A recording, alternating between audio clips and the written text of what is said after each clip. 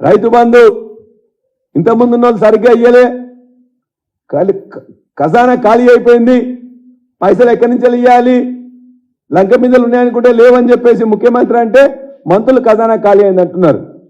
రైతు బంధు కోసం 7 విడతల్లో 75,000 కోట్ల రూపాయలు ఏనాడు ఇబ్బంది పడకుండా ఇష్యూ రిలీజ్ చేసింది గత ప్రభుత్వం. రెండోసారి 7 విడతలుగా 75,000 కోట్లు ఇచ్చినాం.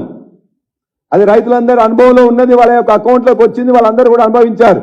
ఈ యొక్క 8వ విడతకు సంబంధించిన డబ్బులు 7,500 కోట్లు కూడా ఎలక్షన్లు అయినా పర్మిషన్ తీసుకొని బ్యాంకులో వేస్తే వాటిని వెయ్యనీయకుండా అడ్డుపడ్డది కాంగ్రెస్ ప్రభుత్వం. కాంగ్రెస్ ఏర్పడ్డ తర్వాత కూడా ఆ పైసల్ని ఎక్కడికి పోయినాయో మీకు తెలుసు, మీ మంత్రివర్గంలో ఎవరు డబ్బులు తీసుకున్నారో మీకు తెలుసు, ఏ కాంట్రాక్టర్లకు మీరు ఇచ్చిందో మీ అందరికీ తెలుసు.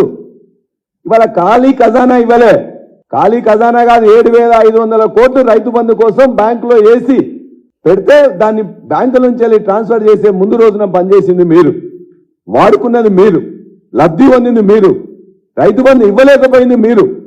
ఇవాళ రైతు బంధు ఖాళీ ఖజానా ఇచ్చారని చెప్పేసి అబద్ధాలు మాట్లాడుతున్నారు.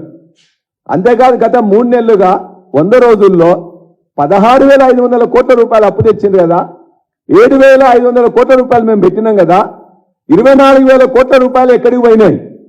రైతు బంధు ఇవ్వడానికి మీకు ఎందుకు సాధించలేకపోయినారు? కాబట్టి వెంటనే రైతు బంధుని, రైతు భరోసా 15,000 రూపాయలు ఇస్తామన్నారు, అది పక్కన పెట్టండి, ముందుగా ఈ రైతు బంధుని ఇమ్మీడియట్ గా రిలీజ్ చేయాలని చెప్పేసి రైతుల పక్షాన మిమ్మల్ని మేము కోరుతున్నాం.